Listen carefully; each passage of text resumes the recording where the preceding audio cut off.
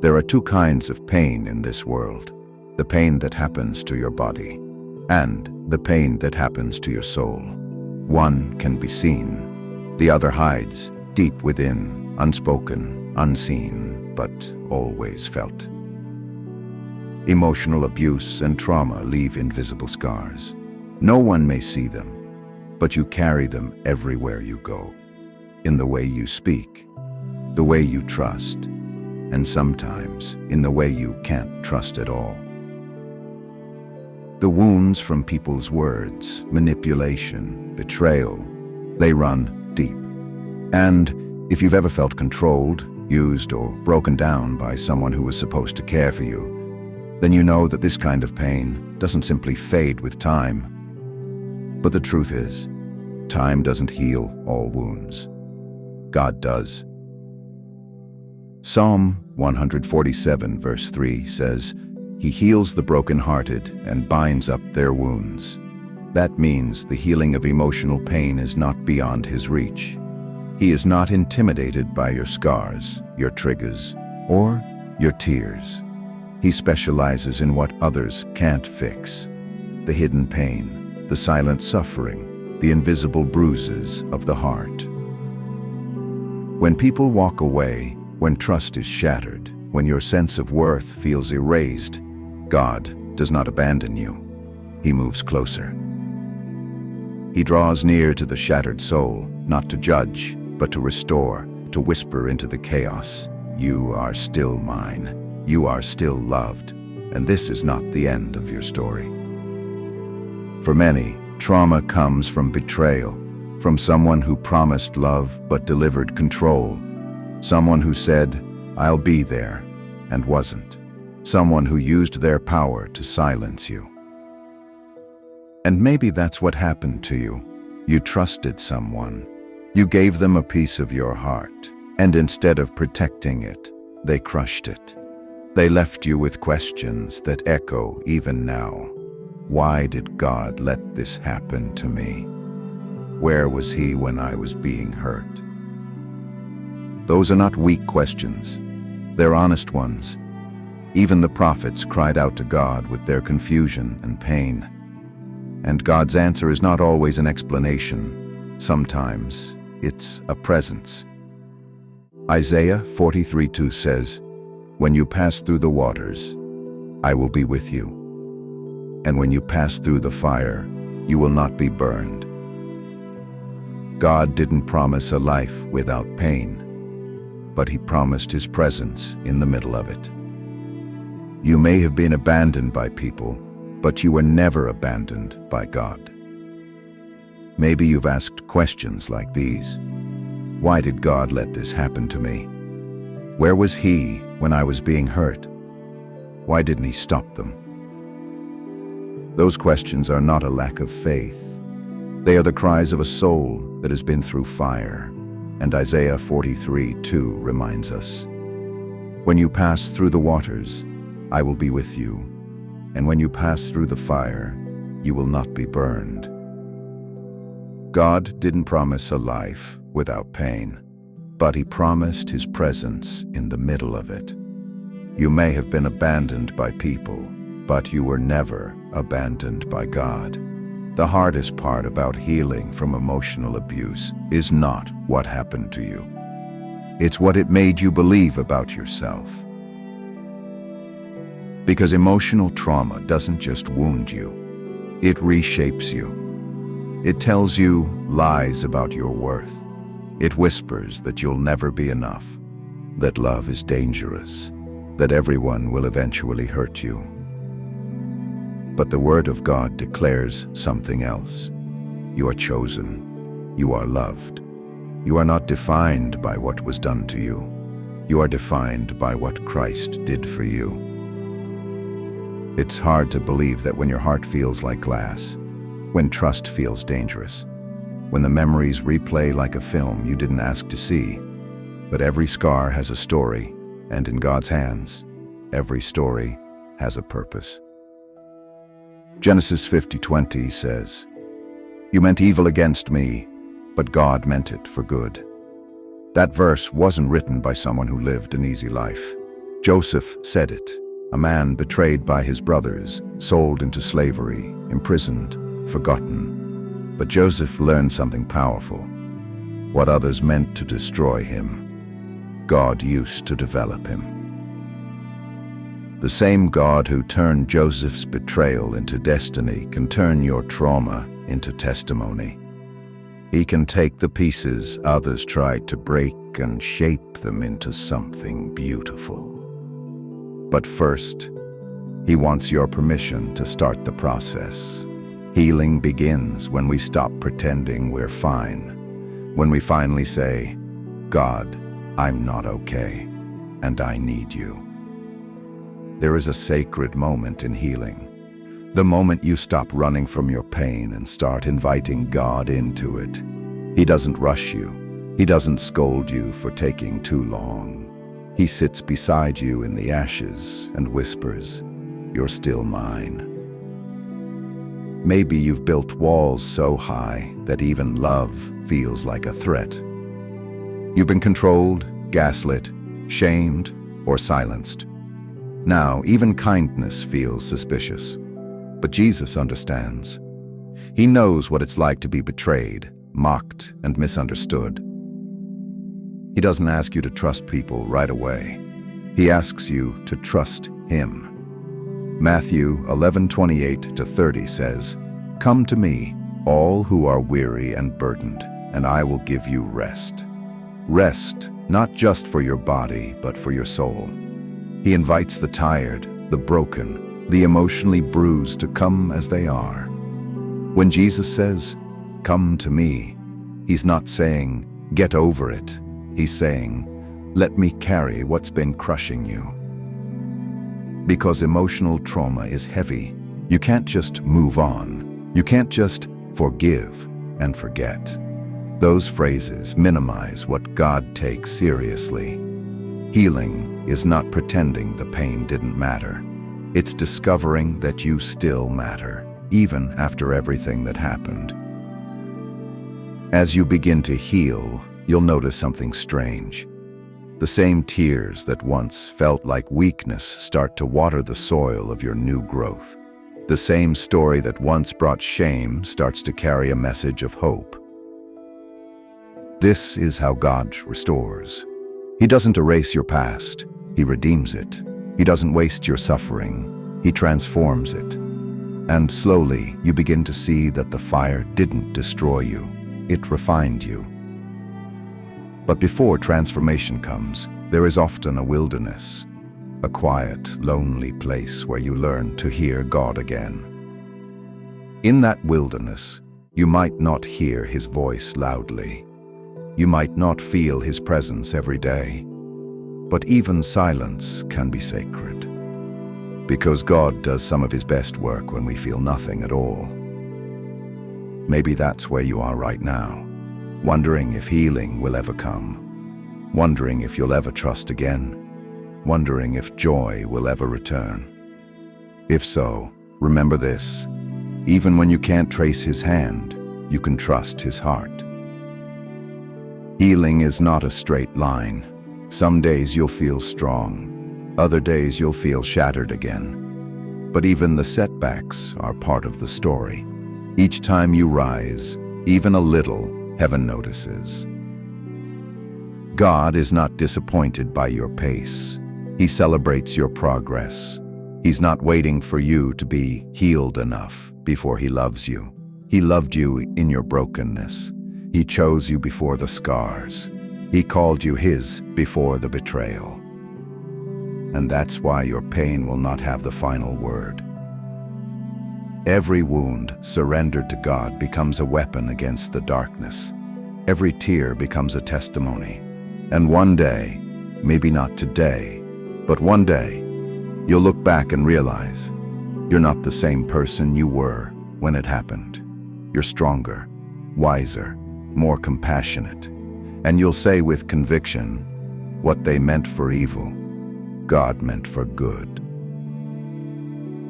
But before you reach that revelation, you'll have to walk through the middle. And the middle is where faith is tested. It's where trust must be rebuilt. brick by brick. It's where the lies of the past still whisper, and God's truth must speak louder. When God begins to rebuild what was broken, He doesn't rush the process.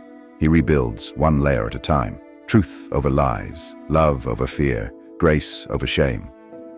For a while, it might feel like nothing is changing.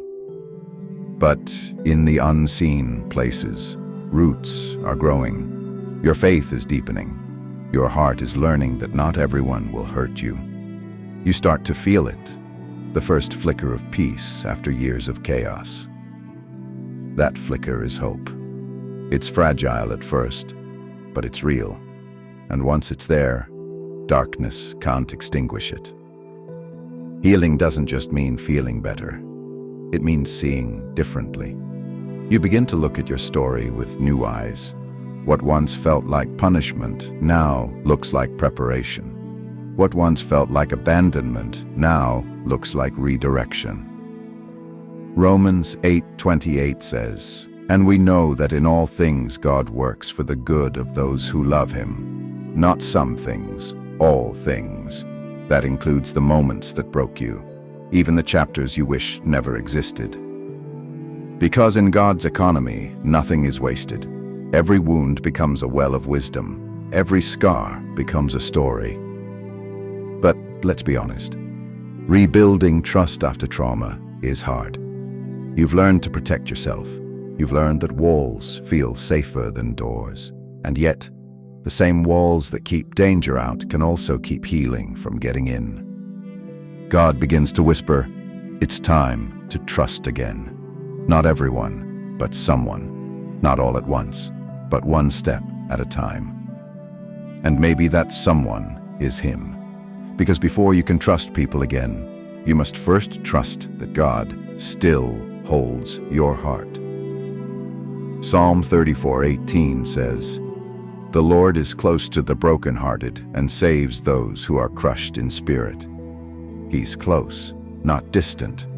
And the more you talk to Him, the more you realize that His presence is the safest place on earth.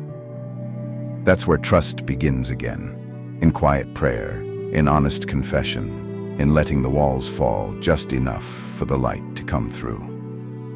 Slowly, the fear begins to lift. The lies lose their grip. And for the first time in a long time, you start to believe that love might not always equal pain. Forgiveness. That's the next mountain on the road to freedom. It's not easy.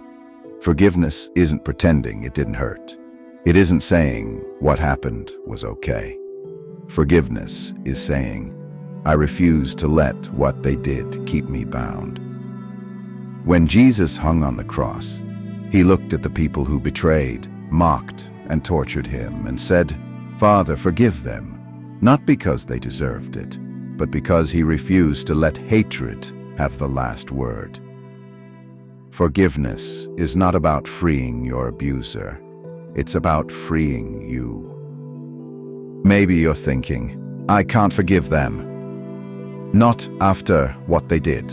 And that's okay, because forgiveness isn't a feeling. It's a process. It starts with surrender. "Lord, I don't want to forgive, but I'm willing to let you help me." And God honors that honesty. He begins to soften what pain hardened. He begins to teach you how to let go, not for their sake, but for yours. Because you deserve peace, and you can't heal while holding on to poison. As forgiveness takes root, something begins to shift. The memories still exist, but they lose their sting. You can talk about what happened without reliving it. You start to see your story not just as tragedy, but as testimony. The same people who once wondered if you'd ever recover start to see the strength in your smile. And they ask, "How did you make it through?" And you'll say, "It wasn't me, it was God." Because that's what transformation looks like. When pain becomes praise, when trauma becomes testimony. Revelation 12:11 says, "They overcame by the blood of the Lamb and the word of their testimony." Your story has power. Every time you speak about how God met you in your lowest place, someone else finds the courage to believe that He can meet them too. You don't have to be a preacher or a pastor to share your story. Sometimes just living healed is the loudest sermon. Your peace becomes proof that God restores. Your joy becomes evidence that trauma didn't win. Maybe your healing isn't complete yet. That's all right. Every step counts. Healing is a lifetime of letting God rewrite the narrative. He takes the lies, "I'm worthless, I'm unlovable, I'll never be whole," and replaces them with His truth. You are chosen. You are precious. You are enough. And the more you walk in that truth, the freer you become. You begin to see the fingerprints of grace everywhere, in conversations, in songs, in moments where you realize you laughed without fear for the first time in years. There comes a day when you look in the mirror and see not the victim, but the survivor, not the broken, but the rebuilt, and you whisper, almost in disbelief, "God, you really did it." It's the same realization Joseph had when he stood in the palace after the prison. The same realization Job had when God restored twice what he had lost. The same realization you will have when your heart finally feels whole again. This is what it means when we say God restores. He doesn't just return what was stolen, He multiplies it. He gives beauty for ashes, joy for mourning, and a garment of praise for a spirit of despair. He turns pain into purpose, and purpose gives your past meaning. You'll begin to help others who are still where you were. You'll recognize the signs of brokenness in someone's eyes and know exactly what to say because you've walked that road. And that's how your trauma becomes testimony. It's no longer just your story. It's someone else's survival guide. Maybe that's why God allowed you to walk through this, not to destroy you, but to equip you, to make you a living example of His healing power. So when someone else says, "I don't think I'll ever be okay again," you can smile gently and say, "I used to think that too. But let me tell you what God did for me." And in that moment, Heaven uses your words like medicine. You become the hands of hope, the voice of comfort, the living proof that restoration is real. Healing doesn't erase what happened, but it changes what it means. You are no longer defined by what they did. You are defined by what He's done. You are not the wound. You are the healed. Not the victim, the victory.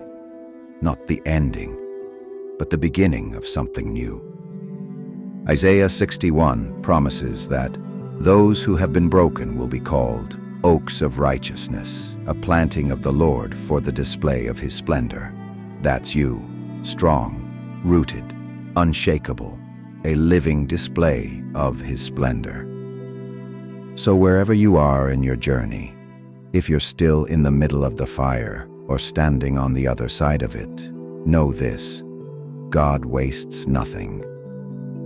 He saw your tears. He counted every sleepless night, and He's using every piece of your past to build a future filled with purpose and peace. You will love again. You will trust again. You will smile again, not because the pain didn't happen, but because grace happened. Turning trauma into testimony is not the end of the story. It's the beginning of ministry. The same God who healed you is now sending you to heal others. And when people look at you and wonder how you are still standing, you'll simply say, "Because God heals what people break." That's the miracle of grace. That's the beauty of redemption. That's the power of a God who makes all things new. He heals the brokenhearted. He binds up their wounds. And if he did it for me, he can do it for you. Before this moment ends, take a breath. You've walked through pain, but you've also walked through promise. And even if your healing still feels unfinished, remember, God's work in you is still unfolding. Every tear you've cried, every step you've taken toward wholeness, has not gone unseen. He is writing beauty into your story, even in the pages that still hurt to read. So tonight, rest in the truth that you are not forgotten, you are not forsaken, and you are not finished. The same God who brought you this far will carry you the rest of the way. If this message spoke to you, take a moment to sit with it. Let God whisper peace into the places still tender. And when you're ready, share this video with someone who needs to be reminded that healing is still possible. There are hearts out there, just like yours, waiting to know that God still restores, that pain can become purpose, that trauma can become testimony. Stay close. There's more to this journey. Until then, rest, heal, and remember, you are deeply loved by the one who never let go.